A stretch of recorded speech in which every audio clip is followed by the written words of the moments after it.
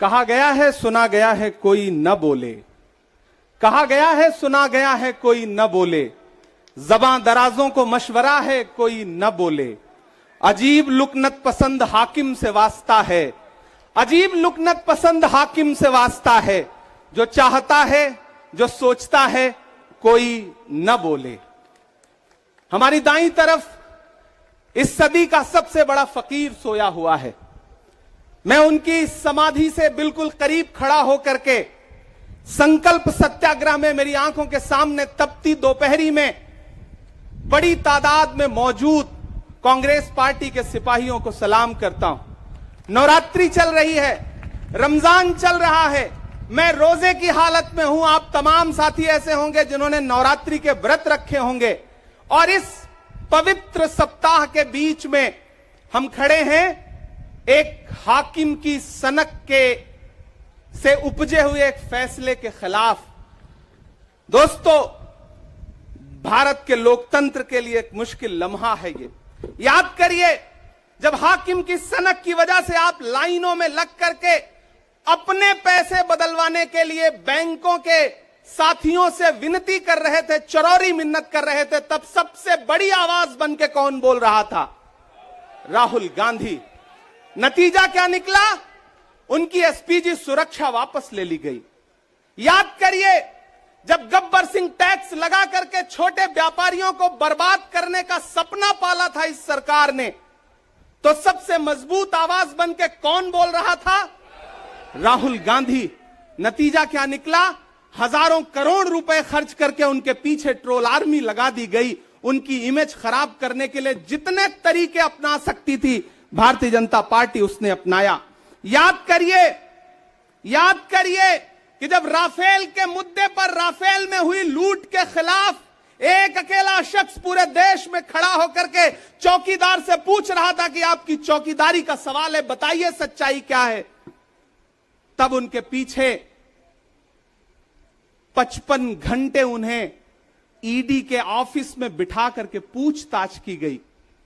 मेरे भाई, उस शख्स ने क्या गुनाह किया? क्या कसूर है उनका? उनका कसूर इतना है कि जब देश में नफरतें सर चढ़ करके बोल रही थी तो उस शख्स ने कहा कि मैं भारत जोड़ने के लिए अपने पैर के छालों की परवाह किए बगैर 4000 किलोमीटर चलूंगा। यह कसूर है राहुल गांधी का। यह कसूर है राहुल गांधी का कि वह एक शहीद पिता के बेटे हैं। यह कसूर है उनका। यह कसूर है उनका कि उनकी दादी ने इस देश की मिट्टी के लिए अपने खून का एक एक कतरा कुर्बान कर दिया। यह कसूर है उनका। आज भारतीय जनता पार्टी के लोग हाउस में खड़े होकर के, सदन शुरू होते ही 1 मिनट भी सदन नहीं शुरू हुआ रहता था और खड़े होकर के राहुल गांधी माफी मांगो के नारे शुरू कर देते थे। किस बात की माफी? क्योंकि वो भारत जोड़ रहे हैं, वो लोकतंत्र को बचाने की बात कर रहे हैं। अरे भाजपाइयों, माफी तो आपको मांगनी चाहिए। 15 लाख के झूठे जुमले के लिए माफी मांगो, बढ़ती हुई महंगाई के लिए माफी मांगो, अच्छे दिन के झूठे वादों के लिए माफी मांगो, लोकतंत्र को कुचलने के लिए माफी मांगो, महंगाई के खिलाफ माफी मांगो, 400 का सिलेंडर 1100 रुपए करने के लिए माफी मांगो, 58 रुपए का पेट्रोल 100 रुपए का करने के लिए माफी मांगो, हिंदू को मुसलमान से लड़ाने के लिए माफी मांगो, सिख को ईसाई से लड़ाने के लिए माफी मांगो। माफी तो तुम मांगो। और अगर तुम ये कहते हो कि राहुल गांधी ने विदेश में जाकर के भारत का अपमान किया, तो प्रधानमंत्री जी, मैं आपसे पूछना चाहता हूं कि जब दोहा में, शंघाई में, कैलिफोर्निया में, अमेरिका में खड़े होकर के आप कह रहे थे कि भारत तो सपेरों का देश है, भारत में पैदा होना तो पाप है, प्रधानमंत्री जी, माफी तो आपको मांगनी चाहिए। मैं आज प्रियंका दीदी को सुन रहा था, मेरी आंखों में आंसू थे उनका भाषण सुन करके। पिछले कुछ हफ्तों में 2 बार मेरी पलकें नम हुई। पहली बार तब हुई जब हम संसद भवन से तमाम सांसद निकल रहे थे और एकाएक हमने सीपीपी ऑफिस में देखा कि राहुल गांधी जी को 2 साल की सजा दे दी गई। उन लम्हों में मेरी आंख में आंसू थे। मैं शायर हूं तो मैं भावुक हूं, शायद इसलिए मेरी आंखें नम हो जाती हैं ऐसे लम्हों में। आज जब प्रियंका जी बोल रही थी तो मैं उन्हें सुनकर के भी मैं नम हो गया। यह जुल्म है कि जुल्म को कहता हूं साफ जुल्म। यह जुल्म है कि जुल्म को कहता हूं साफ जुल्म। क्या जुल्म कर रहा हूं? मुझे मार दीजिए। जो जख्म बांटते हैं उन्हें जीस्त पे है हक। मैं फूल बांटता हूं, मुझे मार दीजिए।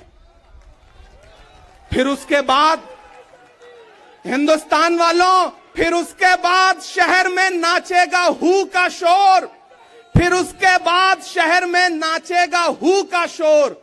मैं आखिरी सदा हूं, मुझे मार दीजिए।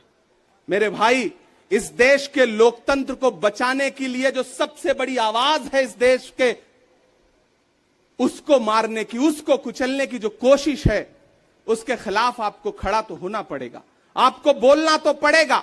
मैं कभी कभी सोचता हूं कि जब मैं कभी समाधि पर जाऊं तो क्या मुंह दिखाऊंगा महात्मा गांधी को, मैं क्या मुंह दिखाऊंगा राजीव जी को, हम क्या मुंह दिखाएंगे इंदिरा जी को, कि उनके वारिस के साथ, उनके घर के चश्मो चिराग के साथ इस तरह की अपमानजनक बातें की जा रही हैं और देश खामोश बैठा है। सवाल आपसे है, सवाल यहां बैठे हुए लोगों से नहीं है, सवाल आपसे है जो आप कांग्रेस की मोहब्बत में यहां आए हुए। मैं आपको सलाम करता हूं, मैं जानता हूं आप राहुल गांधी जी से मोहब्बत करते हैं, कांग्रेस पार्टी से मोहब्बत करते हैं, प्रियंका दीदी के सम्मान में आए हुए हैं, खड़गे साहब के सम्मान में आए हुए हैं, मैं जानता हूं, वरना इस तपती दोपहरी में व्रत रख के, रोजा रख करके कौन परेशान होने के लिए आता। आपको मोहब्बत है पार्टी से, लेकिन नया पाने की चाहत में पुराना छूट जाता है। तुझे अपनाऊं तो मुझसे जमाना रूठ जाता है। मोहब्बत पढ़ने लिखने में बहुत आसान है, लेकिन मोहब्बत को निभाने में पसीना छूट जाता है। मैं जानता हूं कि आप पसीने के बीच भी, आप तपती दोपहरी के बीच भी यहां बैठे हैं। क्यों? क्योंकि आपके मन में पीड़ा है, आप देख रहे हैं कि लोकतंत्र को किस तरह से कुचला जा रहा है। मेरे भाई, ये एक मुश्किल वक्त है। मैं इस मंच पर खड़ा होकर के, गांधी समाधि के इस मंच पर खड़ा होकर के पूरे देश का आह्वान करता हूं कि अब समय राहुल गांधी के सत्याग्रह का नहीं है। अब राहुल गांधी जी से आगे बढ़ करके देश के एक एक व्यक्ति के ऊपर बात आ गई है। एक ऐसी आवाज जो आपके लिए संसद में बोल रही थी, कसूर क्या था? उन्होंने प्रधानमंत्री जी के भ्रष्टाचारी मित्रों के खिलाफ आवाज उठाई। उन्होंने पूछा कि 20,000 करोड़ रुपया कहां से आया अडानी की कंपनियों में। उन्होंने पूछा कि नीरव मोदी ने, ललित मोदी ने, मेहुल चौकसी ने जो इस देश को लूटा है, उसका जवाब प्रधानमंत्री जी को देना पड़ेगा। अगर प्रधानमंत्री जी इतना कहने से आप राहुल गांधी जी की सदस्यता ले लेंगे तो हम तमाम सांसद तैयार हैं, ले लीजिए हमारी सदस्यता, लेकिन हम रुकने वाले नहीं हैं, हम झुकने वाले नहीं हैं, हम मुसलसल बोलते रहेंगे। मैं हिंदुस्तान के लोगों से कहना चाहता हूं कि हमने सहराओं में हासिल किया आसानी से, तुम समंदर में भी रहकर न मिले पानी से। ये सियासत के दिए सबके हवाले न करो, मुल्क बिक जाता है एक शख्स की नादानी से। इस शख्स की नादानी से देश बिक रहा है, लोकतंत्र मटिया मेट हो रहा है, संविधान को कुचला जा रहा है। और वो आखिरी सदा जो 7 फरवरी को गूंजी थी पार्लियामेंट में, उसको भी खामोश करने के लिए उसे संसद से निकाल दिया गया है। मैं देश से कहना चाहता हूं कि उन्होंने राहुल गांधी जी को संसद से निकाल दिया है। देश सुने इस बात को कि नरेंद्र मोदी जी और उनकी सरकार ने साम दाम दंड भेद इस्तेमाल करके राहुल गांधी को संसद से निकाल दिया है। अब देश के ऊपर फैसला है, उन्होंने संसद से निकाला है। देश के लोगों, राहुल गांधी को अपने दिल में रखो, अपने दिल में बिठाओ, निकलो पूरे देश में, करो सत्याग्रह। देखते हैं इस हुकूमत की तानाशाही में कितनी ताकत है। अगर कांग्रेस का एक एक कार्यकर्ता जो अपने घरों पर कहीं बैठा हुआ है, मैं उससे भी आह्वान कर रहा हूं कि राहुल गांधी से बढ़कर के ये मसला इस देश के लोकतंत्र तक आ गया है, इसे बचाइए। और राहुल जी शायद अपने घर पर होंगे, यहां हम हजारों की तादाद में उनको समर्थन देने के लिए जुटे हैं। मैं तो बस इतना कह रहा हूं कि मेरे भाई, आपको एक बात समझनी है, और वो ये है कि इस मुश्किल वक्त में हमें राहुल जी से ये कहना है कि लहू में भीगे तमाम मौसम गवाही देंगे कि तुम खड़े थे। एक आखिरी नज्म सुना करके मैं आपसे विदा लूंगा कि लहू में भीगे तमाम मौसम गवाही देंगे कि तुम खड़े थे। शहर का सूरज गवाही देगा कि जब अंधेरों की कोख से निकलने वाले ये सोचते थे कि कोई जुगनू बचा नहीं है, तो तुम खड़े थे, तुम खड़े थे। तुम्हारी आंखों के ताकचों में जलती मशालों ने नई मनाजिल हमें दिखाई। तुम्हारे भाई, तुम्हारी बहनें, तुम्हारी माएं, तुम्हारी मिट्टी का जर्रा जर्रा गवाही देगा कि तुम खड़े थे। हमारी धरती के जिस्म से जब हवस के मारे ये सोचते थे कि सियाह जोंकों की तरह चिमटे तो तुम खड़े थे। तुम्हारी हिम्मत, तुम्हारी अजमत और इस्तकामत तो वो हिमालय है कि जिसकी चोटी तलक पहुंचना न पहले बस में रहा किसी के, न आने वाले दिनों में होगा। सो आने वाली तमाम नस्लें गवाही देंगी कि तुम खड़े थे, कि तुम खड़े थे। हम तमाम लोग, मैंने कहा ना बहुत सारे लोग यहां व्रत रख करके आए हुए हैं, मैं रोजे से हूं। हम तमाम लोग इस देश के लोकतंत्र को बचाने के लिए राहुल गांधी जी के साथ अलल ऐलान खड़े हैं, खड़े रहेंगे और एक एक सांस तक उनके साथ खड़े रहेंगे। ये हमारा राहुल गांधी जी से वादा है। जिसे खौफ नहीं है मुरझाने का, हम उस गुल के साथ खड़े हैं। कैसा भी दौर आए लेकिन हम राहुल के साथ खड़े हैं।